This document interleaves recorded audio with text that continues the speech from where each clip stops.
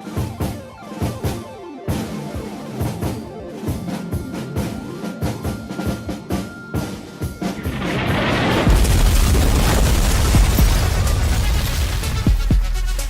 to Politics Done Right. I am your host, Egberto Willies. This is the progressive program that will take the mystery out of politics. This is the program that will encourage you to make sure government becomes we the people. Whether you are liberal, conservative, or otherwise, you get to air your point of view. Remember, you can also send me a tweet to EGBERTOWILLIES, that is, at Egberto Willies. Let us engage. It is politics done right. 1, 2, 3, 4. Well, folks, welcome to one more edition of Politics Done Right. I'm Egberto Willies, your host. Thank you so kindly for being with me today. Today we're going to have a good show. We're going to be talking all things Donald Trump. Let me first tell you that it's been a tough morning because in watching TV for once I got a chance to see, well, I shouldn't say I got a chance to see for once because this has been happening for some time now. The media is starting to get its act together. I think what's really happening is that the media is getting pretty darn scared. What do I mean that they're getting pretty darn scared? They're concerned that, you know what, their creation, Donald Trump, may actually win. They are scared that everything that they let slide because of ratings is coming to pass now. It's coming to bite them on their butt. So what does that mean? That really means, folks, that they have now created a Donald Trump that is a viable, that has viability to be the president of the United States. It's not a joke anymore. It's not funny anymore. But don't dare believe that this is something that they're doing, let's say, for self-interest. Okay? Don't think that they're doing this because they just want to be good people now, good citizens now, good what's the word that we want to use? That they suddenly want to be good to the people, give the people the information that they need, that they finally want to be unbiased, that they finally want to do what is necessary for the American people. That's not the case. What they do realize is a Donald Trump as president, what it really means right now is that they are in danger themselves. Because whereas if Donald Trump summarily affects the average American citizen, so what? You know, the media, they are the elite, so they don't have anything to worry about. But if it turns out that what Donald Trump is going to do is clip their wings, clip anyone who opposes them, clip anybody who thinks, oh my God, now the media is at risk. Donald Trump, not only a clear and present danger for the average American citizen, Donald Trump is now a clear and present danger. Also, happy Saturday, Daniel. Thank you for coming. Is also now a clear and present danger for whom? The media. You notice the admiration for, we're going to talk about Russia a bit, but you notice the admiration that Donald Trump has for the president of Russia or whatever he is of Russia. You notice that Donald Trump decided that this week he had new love for the way he handled several particular issues. Well, no más amigos. It won't be like that anymore. The media is scared because if one thing we know about Putin is that the media is only as good. The media is only as good as a president or a society would allow it to be in the long run. And what happens now is a President Trump is a clear and present danger to their own freedom. And just this week, that started to become aware. Many became aware of that. I wrote several blogs. I would like you guys to make sure and go see those blogs. Let me see if I can pull some up here. But the blog, I'm going to start with the blog of the week, which has to do with the Clinton emails. I want to get that out of the way first. But I also want to talk about look, one of the reasons I'm late for I'm late in preparation for the show today is that Joy-Ann Reid had a great piece today where she brought on Boris Epstein and Malcolm Nance to discuss Trump's affinity or proclivity to love Donald Trump. And she really took control of that debate or that interview, because normally when Boris goes on to these shows, he just push like a bully through everything, and she made sure that he had to answer questions, and she made sure that America didn't just get the lying information that the Trump surrogates normally do on TV. What she made sure of is that she got him to talk. What was so impressive was, for the first time, I saw Boris red-faced. For the first time ever, Boris got red-faced because he found someone that did not tolerate the crap. He found someone that didn't allow him to just come into their studios like Chuck Todd. He bullies Chuck Todd. He bullies Joe Scarborough. He bullies all the guys. And here's this woman. This woman comes out and she laid it into him, and she told him actually, I'm going to read the paragraph that she said after we go to the blog of the week. But what I want to do is, I think to start, I better go with this. It's time for the weekly blog post. Okay, now the weekly blog post is titled, and believe it or not, I don't yet have the weekly blog post up. My bad. So I'm trying to get to it as I mully on here with my words. But the weekly blog post was actually titled this: Washington Post now calls it a minor email scandal. We're going to talk all things Trump, but I want to get this email thing out of the way first, because, like I said, the media, they're suddenly coming to their senses. Here it goes. Is this the end? This is a subtitle I gave it. Is this the end of the FAW email scandal? And here it goes. It is about time someone in the mainstream media applies some objectivity to the FAW email scandal. In other words, the false email scandal, to the scandal that was no scandal. It really wasn't a scandal. It had to be hyped that way. Now, people say, oh, why did she have her own server and all that? You know what? I am a computer expert. I'm a mechanical engineer with a minor in engineering, and I have a software company. I write code. I write operating systems. I've written all these types of things. So let me tell you, I'm not talking from a position of ignorance. Let me just say one specific thing. The lie in this whole thing is that somehow she could get anything hidden.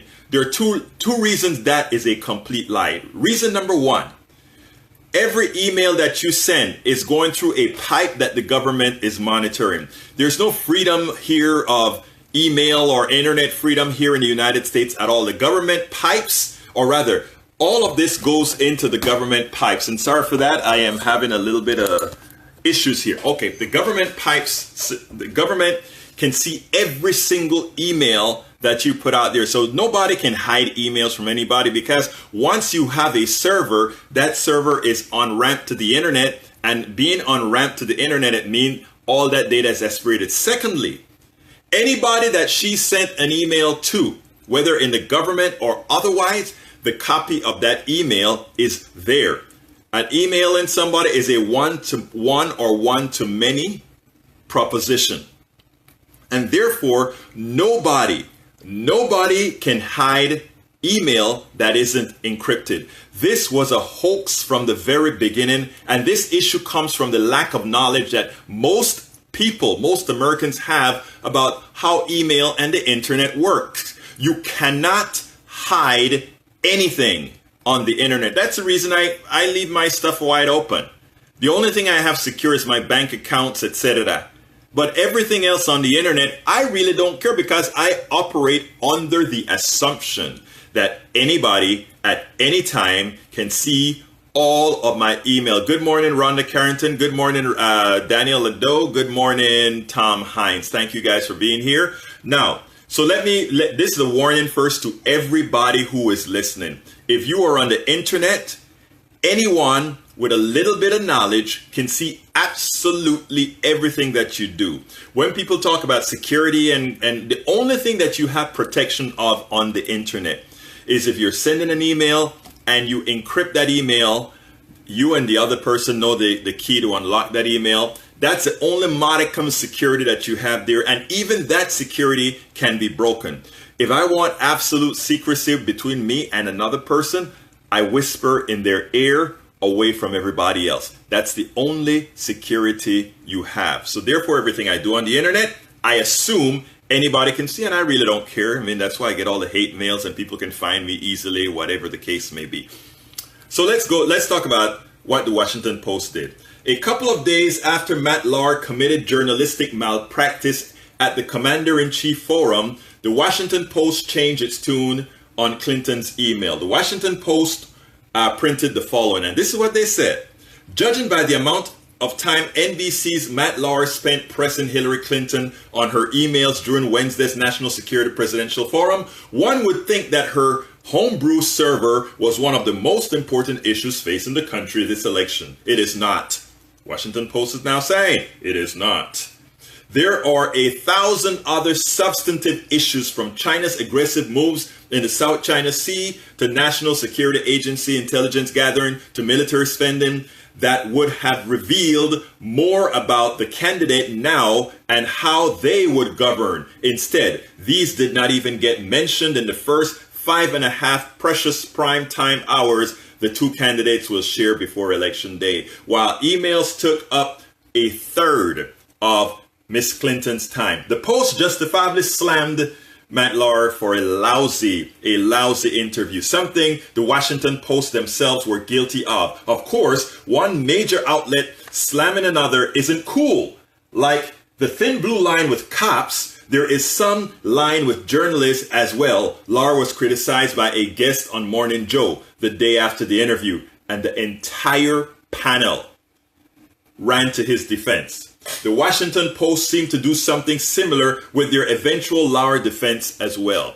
Look, sadly, and this is now from the Post again, sadly, Lauer's widely panned handling of the candidate forum was not an aberration. Judging by polls showing that voters trust Donald Trump more than Miss Clinton, as well as other evidence, it reflects a common shorthand for this election. And it was articulated by who else but NFL quarterback Colin Kaepernick last week. You have Donald Trump, who's openly racist, he said. Then of Miss Clinton, we have a presidential candidate who deleted emails and done things illegally and is a presidential candidate. That doesn't make sense to me, because if that was any other person, you'd be in prison. Well, you see, Kaepernick is a football player. I can excuse some of him not reading much. I'll get to your argument in a little bit, Lido. At least the WAPO editorial came to the correct conclusion. And what was that correct conclusion? The story has vastly exceeded let me ask you guys to listen intently on what the Washington Post's conclusion is. The story has vastly exceeded the boundaries of the facts. Imagine how history would judge today's Americans if, looking back at this election, the records show that voters empowered a dangerous man because of a minor email scandal. There is no equivalence between Miss Clinton wrongs and Mr. Trump's manifest unfitness for the office. Do you think? Look, we don't even have to get into whether he's fit for office or not. We just have to get into what he has done to the average American citizen, from ripping them off with a university to there is a litany of things. Not even conservatives, not even well-thinking, honest, moral conservatives would think this guy has the decency or this guy has the wherewithal to be president of the United States. You have to separate the hate for someone against putting somebody there that has no right being there, that is mentally inept, I mean, people talk about he's rich. It's not that he's rich. He's a man built on debt. I mean, our capitalism doesn't require a lot of intelligence. It requires a lot of gall.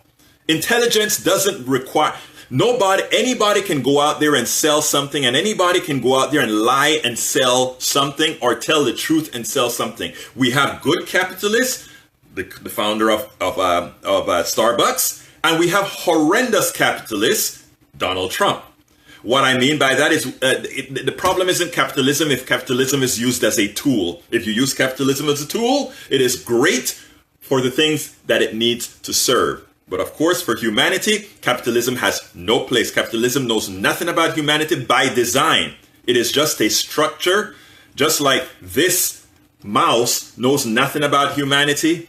Capitalism knows nothing about humanity. Before I go further into the show, let me first read Ledo's question or suggestion. I think he says, and I can't quite see it there, so let me go ahead and see where else you put that question. But he said, so your argument is that the internet is not secure, and that therefore we shouldn't try to secure it, and because it can never be secure, we shouldn't try, and therefore it is perfectly okay for Senator Clinton.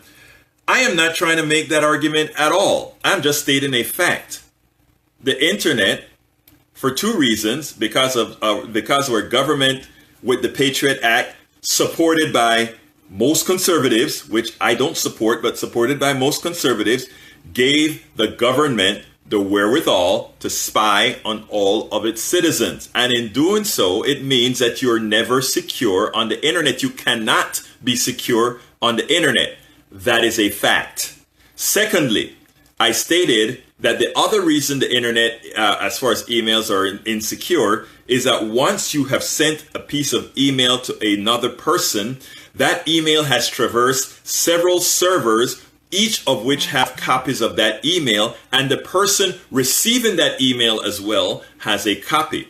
So for anyone who believes that putting a server in their office somehow gives them some sort of security, that's a fallacy. Now let me give a somewhat exception here, and that is if Hillary Clinton is using her server as well to speak directly to a foreign entity, not an email that's going through the government servers, one may say, well, she is circumventing the State Department to do so. Again, another fallacy, because of the department that we have called Homeland Security, which has absolutely every piece of mail that any one of us has ever sent since 9/11.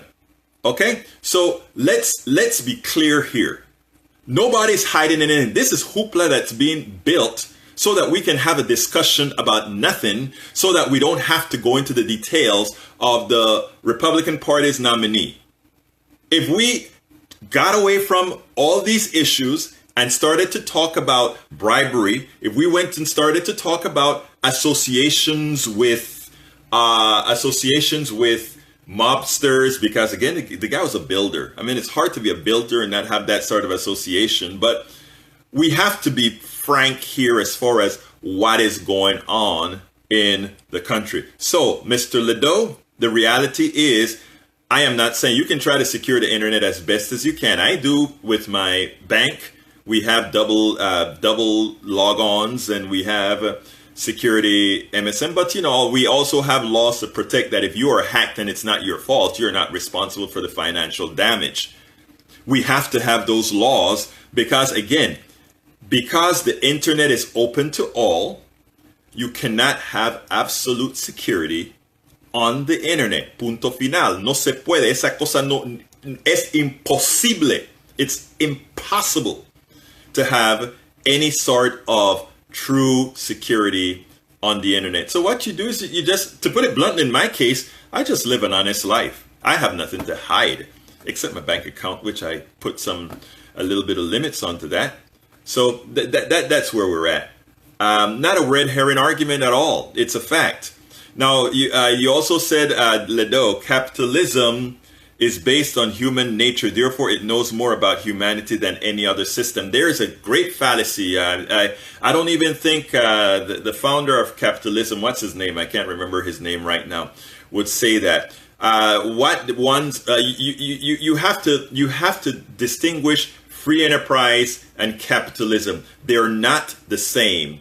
Capitalism occurs in free enterprise systems, like in democracies like the United States, and capitalism can exist in Russia, and capitalism can exist in China. In fact, China is one of the largest capitalist countries in the world. It's one of the most repressive countries in the world. Capitalism is a structure and nothing more.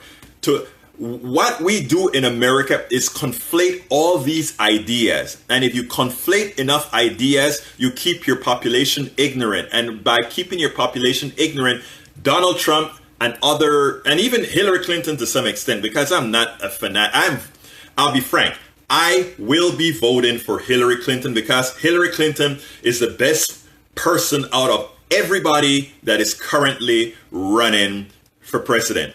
Period. There's no arguments. We can go on intellect. We can go on experience. We can go on any measure.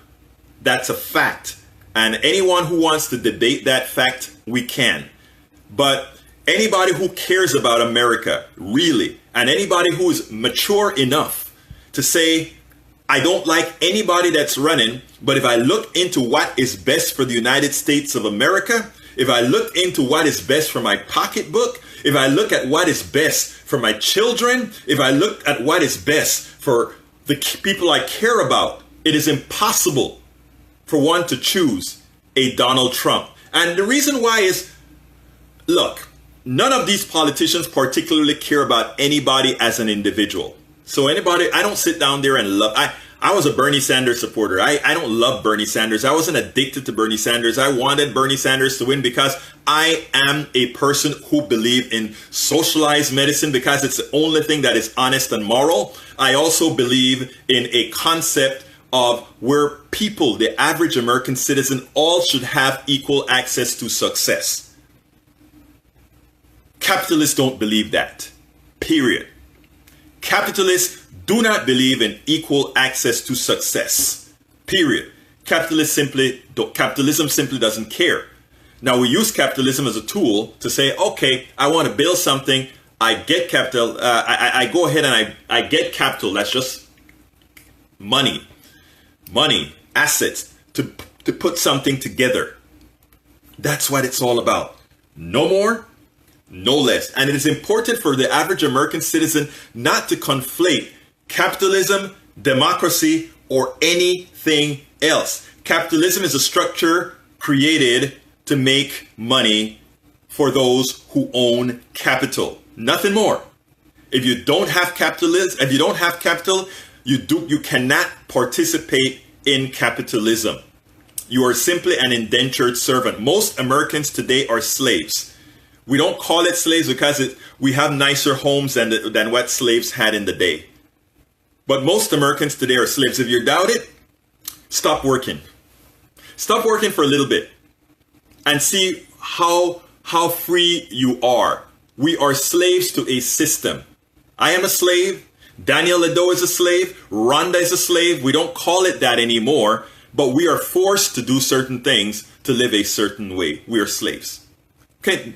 Now, Donald Trump is not a slave because Donald Trump is one of those who have capital to pull the strings that run the system.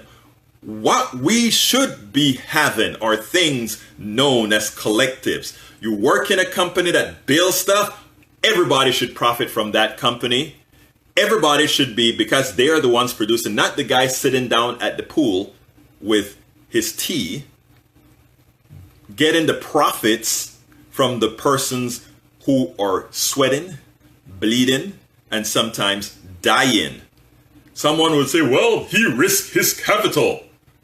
That is so important. He risked his capital, and the only reason we're doing this is because if he risks his capital, he takes risks. Maybe you lose sometimes. Well, do they ever lose? Think about it. In the aggregate, the stock market never loses. And there's a reason why. Because it's the way the system is designed. Here's the deal. I love the way moralists, people that are supposed to be moral, Christians, and all these folks like to come on and say, socialism is bad and capitalism is, I even found a pastor who wrote an article talking about Jesus being a capitalist. I mean, that is anathema to Christianity. Capitalism is anathema to Christianity. It is a tool. There's a lot of things that we do that's anathema to Christianity, but capitalism is one of them. Okay? But it is important for us to know that when we talk about capitalism, Donald Trump and all these guys, you don't matter. You don't matter. The only thing that matters is the actuality of having capital and what's necessary to maintain that. You are just an appendage. You are just the byproduct. You're just a widget. Nothing more. Nobody cares about you. Period. You are there to make somebody money. You go into your office to work. They are not doing that because they love you or like you. You're there to make money. That's one of the reasons I have always, I worked for the man for 5 years and thereafter went completely solo. Punto final. That's it. I love that. I haven't used that run in a while. Punto final. Claro que sí. But anyhow, it is important that we understand that. When Americans understand that capitalism has nothing to do with democracy, because remember, China is a capitalist country, and that capitalism, the sole purpose of capitalism is to maximize profits for those who have capital. Then we as average American citizens can then feel free to say, well, we want to create a system that works best for us. And by the way, folks, I'm not a person that says I want everything nationalized to a collective, because again, I have a software company. I believe in building stuff and profiting from what I build. But there are certain things that don't belong there. Healthcare should not be in the capital markets at all. It's immoral, period. If you love people, you cannot love a healthcare system the way it is today, period. You cannot. Donald Trump, Hillary Clinton, who believes in the full and entire privatization of the medical system? Senor Trump. And do you think that's a good thing? You think the EpiPen story was one of those stories that is something that's done in isolation? The EpiPen story wasn't real. The EpiPen story was a sort of a silly story. Oh, what are you, Venezuela? Besides hungry? Venezuela? No, sir. Let me first, again, when you have bad media, bad things happen. Let me give you a short synopsis of Venezuela. Okay? I was definitely a supporter of the now dead president of Venezuela. I mean, I think he did, what should I say? And I'm looking up, I want to look up something here to see if I can find it. I really want to find it, because a lot of people don't understand Venezuela. Venezuela is sitting down on Hugo Chavez. Yes, Hugo Chavez. Thank you, Max Scotto. Hugo Chavez. Let me tell you something about Venezuela, folks. Venezuela is sitting down on sitting on top of an ocean of oil. An ocean of oil. Yes, it's not the best oil. It has a lot of sulfur in it. And, when we bring it here to the United States, we got to crack it and take out the sulfur. But the sulfur is an element that's used for other things as well. But El Senor Hugo Chavez, when he got into power, the vast majority of folks were in poverty. They're sitting on a sea of oil that is sold at that time at over $100 a barrel. And the darn citizenry are poor. And the American companies and other companies that are going in there are buying the oil for next to nothing and sucking it to the United States citizens, selling them high price oil for oil that they're getting for next to nothing and mining for next to nothing. Here comes Savior Hugo Chavez and said, "Eso no más." This is the commons. The oil is the commons. The oil belongs to the people of Venezuela, not to the plutocrats who have capital, who can mine the oil, take it, profit from it, pay a few bit of taxes, put stocks in Exxon and all these other companies who own then the oil, and the people who live in Venezuela get nothing or get very little. That is capitalism for you, Senor Ledo. That is what, so when everybody says, oh, there comes the socialist, Chavez was a direct result of the pilfering of the Venezuelan people by the plutocracy. Not only the American plutocracy, but the Venezuelan plutocracy. Here comes Chavez. He goes ahead and he nationalized quite a bit. People are fed, people are happy, the poor started to move up. The fastest growth in the poor in the world for some time. But we can't have that. We cannot have that.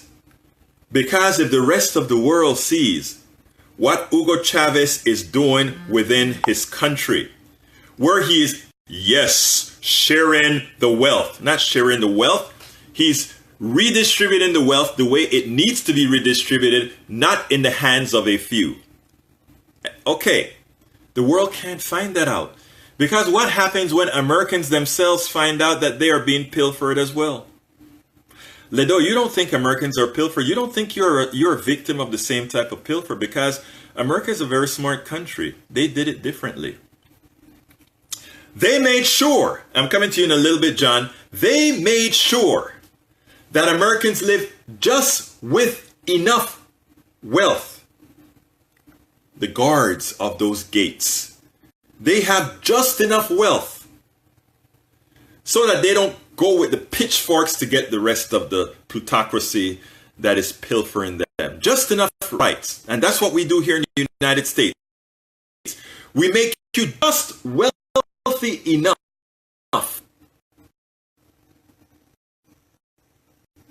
But we don't know what real wealth is. We don't know how much wealth is being extracted out of our country. We don't know that in those vast lands that you see in Colorado, the vast lands you see in Alaska, and all these other places where we are mining, all these other places where we're taking, that all of that wealth is just going to a distinct few. America is a very rich country as well. We have more resources than just about any other country on the planet. But we keep that 20% of Americans in just the right state. That they are the ones that control the media. They are the ones that are the engineers. They are the ones that are the lawyers. They are the ones that are the doctors. And all these guys that are living at this level. And the bottom 80% are fighting day by day for survival. The bottom 80%. You know, the unions are gone. The bottom 80%. They're the ones that are trying to get a job. And they can't. So what do? We get a Trump. And a Trump is a guy who now says, hey, the reason you have a problem, America. You see that black guy? You see that immigrant? You see that Latino? You see that Chinese guy? He's taking the job. He's taking your birthright. That is why you're having the problems that you're having. That is what makes Trump so dangerous. The division that he puts in to people on false information. That is what makes him that's what makes him dangerous. Because the reality is the problems in the United States are not that we don't have great workers. The problems in the United States is not that a whole lot of people are racist. Because you know what? Racist only comes from ignorance. And once people are no longer ignorant, the vast majority are no longer racist. We still have the primo that we have in the back of our heads, but we're still not there. Come on in, John. I think I've done a little much talking now. How are you doing today, sir? Good. Good afternoon, Egberto. How you doing? Talk to me, my friend. All right. Yeah, I just want to, agree with you, about Trump, and I guess we've been having this conversation. Yes, we have. About 14 months now. And right. It's pretty, right out of the bat, I was, pretty strongly, calling him a racist, which he is. And it's funny to hear him, a couple of weeks ago, he's doing, you're racist, you're racist, you're racist. And I'm like, yes, exactly, that's correct. Mm-hmm. And, the whole idea of, what I call pander Trump, this Kellyanne Conway. Oh, God, yes. Invention that he kind of said, basically I think what she told him is like, you can't win this race. alienating people the way it is. Right. But I mean, I know, and so, he tried to make amends. I know it was a fake amends. What he's really trying to do is go to voters and say, you can't win white votes if they think you're racist, because it's amazing how many of the population, especially of the Republican Party, will support a racist just because they believe in the economic vision that he has, which is basically what you're talking about, a plutocratic rule, where they want to increase income inequality, they want to make the rich richer, they want to make the poor poor. I want to kind of stop you right there for one reason only, John, because first of all, you're right? But when we've been using that narrative of the rich getting richer and the poor getting poorer as if there isn't a psychology behind the reason for doing that, right? There is a psychology behind the rich getting richer, the poor getting poorer, and it goes as follows. And if you go back to the time of the Powell Manifesto, the Powell Manifesto noticed one thing: as we liberalized, as people became more intelligent, as people went to school, as people learned how the system really worked, they realized that, wait a minute, we're getting screwed. We are getting screwed. We've been screwed from the inception of this country. Actually, folks, you need to realize that when the Constitution was written, it was only written for property-owning people. And the only people that owned property were white men. So think about that, folks. That was our Constitution. Our Constitution codified that only less than 5% of the population could really vote because of that dependency. So let's be clear here. This didn't start recently, but there's a documentary that we made with Move to Amend called Legalized Democracy. Look that up. If you go to my website, egbertowillies.com, we have it on a CD, but if you go to egbertowillies.com, I also have the entire documentary. It's about a 30-minute is it 30 minutes or an hour? I don't remember what it is. A documentary that I have on the website, egbertowillies.com. Do a search on legalized democracy on my website. Or go to Google and type Egberto Willies and then type as well as legalized democracy. Full documentary. And one of the things we showed in that documentary, John, is the following. We have been, since the inception of this country, attempting to liberalize this country in order to move things forward. In other words, to empower more people each time over. Women, blacks, Latinos, Chinese, everybody else. Empower folks so that we are all on equal footing. And it's been a steady growth with fallbacks. We had fallbacks back during the Red Scare. We had fallbacks during parts of just before the Roosevelt, FDR's and his not Great Society was Johnson. FDR was what was FDR? You know what I'm talking about. But I mean, it was just he just led the country. I know, but we have a policy we call the New Deal. The New Deal. Exactly, the New Deal. So we have all these things, okay, and we constantly move the country forward. But when Reagan came in, Reagan made the concerted effort to codify into law after the grunt work was done. The Powell Manifesto laid out the grunt work, create the Heritage Foundation, create all these different foundations that lie to the American people, that teaches them lies. In other words, they need to believe these things so that when Reagan came about, it was easy for him then to lie to the American population and somehow say, well, trickle-down economics actually works, because you had a whole body of thought afterwards that made believe that Keynesian economics was a fallacy. So we have to look into all these issues and understand all these issues and understand where it came from. So when John speaks about the rich getting richer and the poor getting poorer, it's by design. America, especially with the advent of the internet, needs to dumbify itself, make ourselves more dumb. The plutocracy need to make ourselves more dumb. That is the reason why you have a lot of right-wing and some left-wing sites, because I don't want to give the left-wing a break. The vaccination things, I'm crazy about how our left-wing side continue to promote some sort of a vaccination. Let's not go there. get your kids vaccinated, folks, and you get vaccinated. All right? The risks outweigh, the risks are definitely not worth taking. Anyhow, so therefore, it is imperative that we be dumbed down. The plutocracy needs us dumbed down. And that's the reason why they take monies out of school. They make schools very expensive. It's not only about taxes, because look, these guys are so rich, all these things are affordable. We could increase taxes enough to get everybody a free education. We could increase taxes enough for all these things to enable folks to start their own businesses. But that would be a danger to the plutocracy. Why? Because think about this. I have a software company. I write software. I don't anymore now that I'm a full-time political activist. But my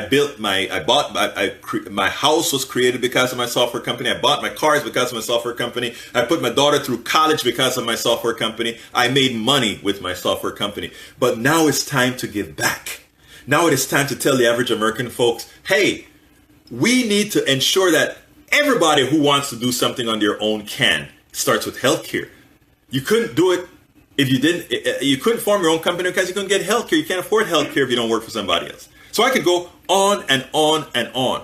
But let me bring John back into the conversation. John, you wanted to say.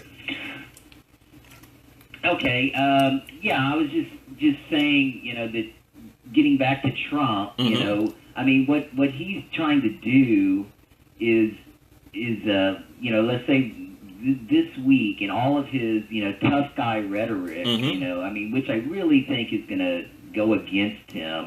Because, you look at Putin, he has an 8% approval rating in America. And so, he's praising him. And also the fact that Pence is doing it also is unbelievable. I guess he probably to do it. But it's saying that Obama is weak. Again, I'm not there's certain things that Obama did great. I don't agree, obviously, with TPP. So, right. I'm not, a full-line supporter. But, let's face it. Obama, one of the main reasons he was elected was in 2008 that he wanted to get us out of the war. And so, I've said this on the show before, but, I'm not going to go into it again. But, when I see, the level of journalism, and again, I don't want to, put too broad of a brush because we've had this argument before. Mm-hmm. But let's talk about Matt Lauer and the job that he did. He was absolutely awful. He was not informed in the least. He spent 10 minutes on the emails, which are just totally ridiculous. The emails are just, they're so blown out of proportion. If we're really going to talk about the emails, the email problem was a problem during the Bush era. They should have corrected what they did later after Kerry came in, made more enforceable rules. Everybody knows that Powell, did the same thing that Clinton did, except nobody forced him to show all the emails. Exactly. So we really don't know what he did. Exactly. And so also, I'm not saying there's some blame, on Obama, because it should have been secured earlier. There's no doubt about it. But let's just be honest about, where the blame lies. And, was there real damage, to this? Well, the FBI said no, there wasn't real damage. And also, we already know that government servers have been hacked. Exactly. They are supposed to be, totally secure, that they have been hacked. And so, all of this, false equivalency that's going on. And again, I'm not a huge Clinton supporter. I definitely will vote for her. But I want her to do well. I want to have her, be given a chance to do well. But I'm also looking forward to 2020. Yeah, but it's not even a chance. It's more than a chance to do well. What we do a lot of times is we elect the president and then we go back home. And what I'm trying to do with a lot of my programs here and at KPFT is to tell folks, we're not going to elect Hillary Clinton and stay home. We're going to elect Clinton and put the coals under her butt. In other words, we're going to elect her and say, you know what? You said this, you said that, we're watching you. Don't do it. You definitely will be primaried. And not only will you be primaried during the period that you're serving, if you don't serve, we will be out there in Washington, D.C. And I guarantee you that we are gearing up for those issues right now. I mean, to think that Hillary is going to walk in there and everybody's going to walk back. No, señor. Eso no va a pasar. That's not going to happen. What we're going to do is we, the activists now, we're not going to do what was done with President Obama, which I think was wrong. President Obama, having been the first black president and knowing that the right was going to be coming across with President Obama from a racist model and much more, we sort of had his back, to be blunt, unnecessarily at many times. And we should not have had his back so well, because what it did is it softened him. We needed him in a lot of times to have been to be harder than he was. But you learn from your mistakes. It's a mistake that we won't make with Hillary Clinton if Hillary gets into power. Now, what I'm telling my viewers now, and I'm speaking as an independent person here, but anybody not voting for Hillary Clinton right now, they are putting my health care, they are putting my security, they're putting and when I say my, I'm talking my wife's, my daughter, yours, my friend, and all the folks that I interview, that I'm working with. They are actually materially hurting their fellow man. And that, there are times that you can say, well, we can have either one of these guys. In this case, I am sorry. And everybody who listens to me know I was a devout and still am supporter of the policies of our guy. I still support Bernie, his policies. But Bernie is not on the ticket. Bernie is not running. And the only person and I also support the Green Party, Jill Stein. I love what Jill Stein is talking about, but Jill Stein won't be president. And I think it is now on our part to be honest with ourselves and with the people that we are around. Jill Stein will not be president. Johnson would not be president. The only thing good about Johnson is his social side, but his economic side is just as conservative, if not worse, than, let's say, any mainstream conservative a la Paul Ryan or anybody else. So therefore, anyone who's listening to this, I'm telling you straight out, you are hurting yourself. You're not hurt. Look, if Hillary loses, it's just a pop in her ego, nothing more. Hillary is a multimillionaire. Donald Trump is a multimillionaire. No, he's not a billionaire. He's a multimillionaire. He owes too much money to be a multibillionaire. He's a multimillionaire. Don't believe the crap you see. And these folks will be fine. They don't sit down. Hillary Clinton, Bernie Sanders, Jill Stein, Johnson, I don't remember his first name at this point. Gary Johnson. They don't give a hoot about any one of us. Let's be frank. The only folks that care about you are the people that are around you. Yours truly, of course, because that's the reason I do this stuff, out of love for community, out of love for citizenry. That's the reason that's been done for free and trying to get people connected. But none of these folks love you. So the passion that we have for the Stein and the passion we have for Bernie Sanders and all of that, forget it. They don't know who you are. All those nice, passionate emails you get from the Democratic Party or from Bernie or anybody else, Bernie and those guys don't have a clue that you're getting them. But we have to be honest with ourselves. We vote in our interests. We should always vote in our interests. In voting for our interests, we're voting for country. In voting for our interests, we're voting for our family. In voting our interests, we're voting for our society. And at this point in time, your vote is Hillary Clinton. Absent that, and this isn't because I love Hillary Clinton. This is because it is the pragmatic answer. It is a pragmatic answer. And what do we do after we elect Hillary Clinton? We hold Hillary's butt to the fire. And we let Hillary know, and we don't let Hillary know by waiting till 2 years in or 3 years in that she will be primaried, absent, doing what she does. We start now. That is what the our revolution is all about. Making sure that we start to stack the deck now, not waiting for her to do bad things. Making sure that we stack the deck now. We're looking for candidates all over the country. And it's not only our revolution, it is brand new Congress. I don't have an affinity for any one particular organization because I don't think any one particular organization owns the right to say, I have the solution. Egberto Willis, I don't have all the solutions. I know there are problems. I can enumerate the problems. John, I'm very sure can enumerate the problems. But that's the reason why I support our revolution. I support brand new Congress. I support all these organizations on the progressive side that say they're looking to do things that are going to change our Congress to ensure that the average American citizen, conservative and liberal alike, will have a better future. You see, here's the thing, folks. Conservatives are good people.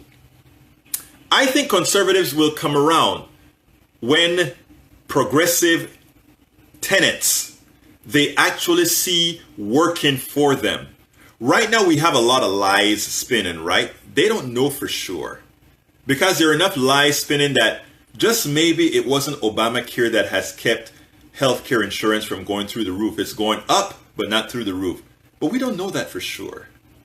Maybe it's not Democrats and liberals or progressives whose policies under which the economy always does better is the reason. Because, you know, as Newt Gingrich would say, when Clinton did his thing to blow up the economy or to make the economy much better, we had a whole lot of Republicans in Congress. He's right. And by the way, I am not one of those supporters who think that the Clinton economic policy was anything grandiose. I think it was just good. Grandiose would have been somewhat what Bernie has to say policy-wise. And to put it bluntly, even Bernie is not left enough. And the reason Bernie could not be left enough is that this country has a problem with understanding what a real democratic socialist state looks like. It's a free state. It's a state where you have everything on your side. Why? Because those things that should remain in the public domain remains in the public domain. Those things that should be private or can be private are private. And those things that the state should take care of, the state should take care of. People that are paying 50% in taxes, but have no fear about unemployment, but have no fear about Social Security, but have no fear about health care, that's a bargain.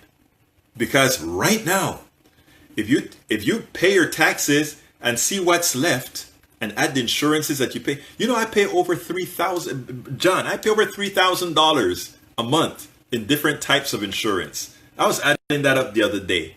Imagine that. I'm paying $36,000 a year to insurance companies. Think about that. $36,000 a year to insurance companies. That's money that just go poof out of my economy.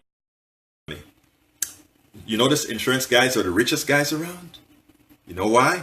Because, you know, the insurance is a good scheme. But we have to have it because that is what we have in our capitalist system. Those are the things that needs to change. And how do we change it? Learning. How do we change it? Understanding that things do not have to be that way and no longer being fearful.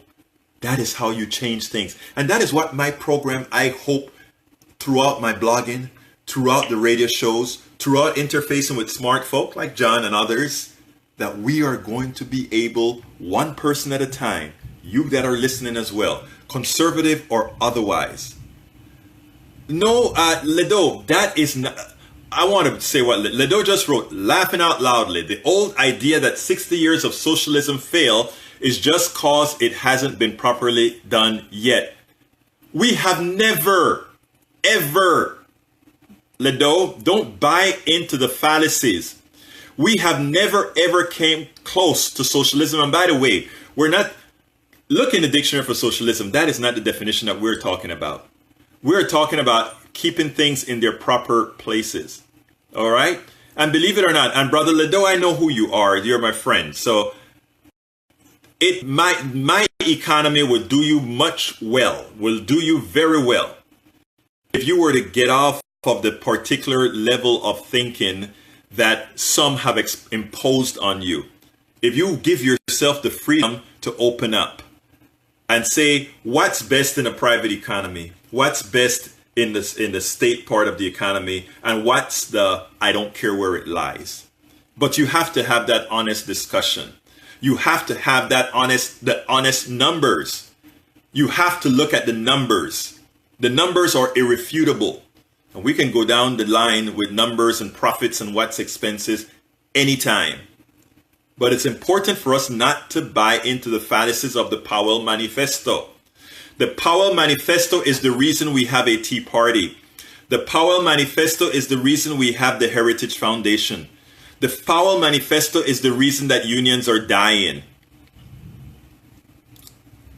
Corporations tell you we work together because together we can accomplish more.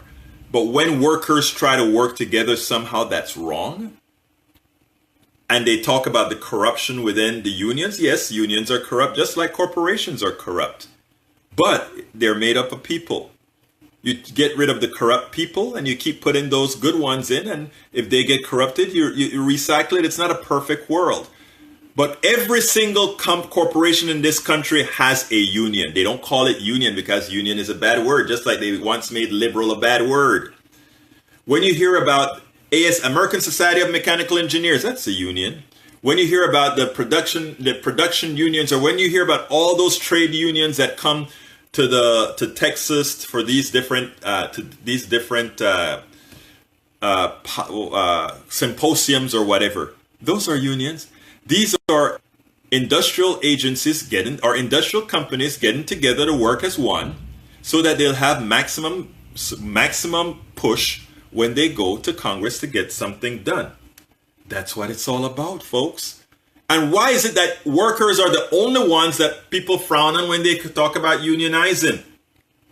Folks, I'm down to my last 2 minutes. So therefore, I got a new caller. John, let me go. This is my friend from Jack.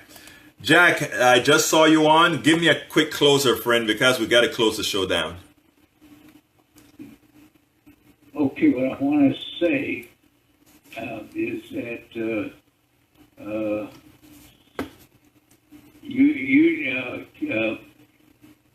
I agree with everything you say. Thank you, sir. Let's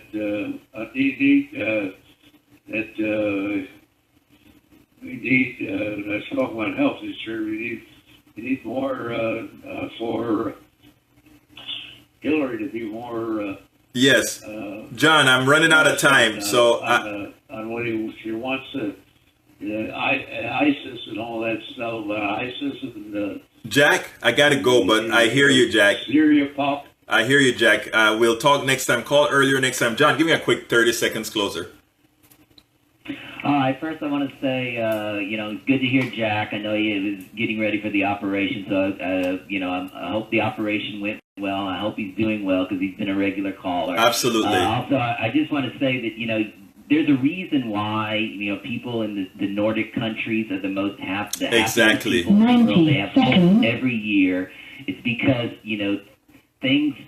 They don't have to worry about health care. Exactly. They don't have to worry about paying for an education. And that is an incredible, it helps the mind take away the anxiety. 10 seconds. And this is all. And so, socialism is not a failure. It's a complete success. And ask most people who live in the Nordic countries, they're extremely happy. Thank you very much, John. Look, folks. 60 seconds. Thank you very much for watching the show. Thank you very much for listening to the show. Thank you very much for calling into the show, folks. We're going to continue this. I try to keep the show open. I don't want to go ahead and always be quoting numbers and statistics and all of that. Because again, I just want folks to get the gist of it. Ledo, as far as should unions be mandatory, absolutely unions should be mandatory. I think, and the reason why I think unions should be mandatory is because everybody gets the benefits from the union. You either have them or you don't. I mean, you can't be not paying into a union and somehow get the benefits of it. Of course, it should be mandatory. Now, folks, just like taxes are mandatory. Folks, thank you very much for listening to the show. I appreciate the time that you give me. We are going to continue this discussion over and over again. I want to hear more voices. I hope more of you would call into the show. I hope more of you would write to the show. My name is Egberto Willies. This is Politics Done Right. You have a wonderful rest of the Saturday, and do what you got to do. Thank you very much, callers. All right, my Facebook users Thank you for using Blog Talk Radio. Just had to shut down Blog Talk. Thank you very much for being here on the show. Today was one of those days where I had some blogs to write, and I didn't really prepare a whole bunch for the show, but I wanted to get this message out so badly because right now we are at a pivotal point in the country. And Donald Trump will really be several steps backwards because he's not going into that office for anything about people in general.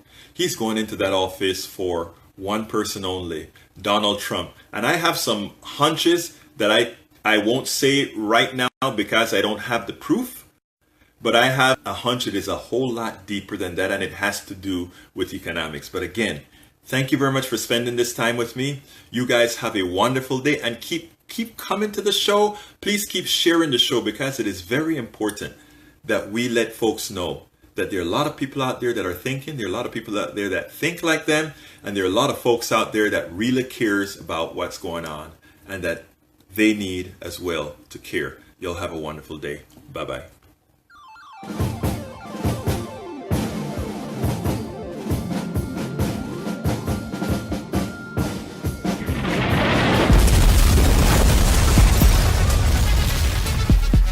Welcome to Politics Done Right. I am your host, Egberto Willies. This is the progressive program that will take the mystery out of politics. This is the program that will encourage you to make sure government becomes we the people. Whether you are liberal, conservative, or otherwise, you get to air your point of view. Remember, you can also send me a tweet to EGBERTOWILLIES,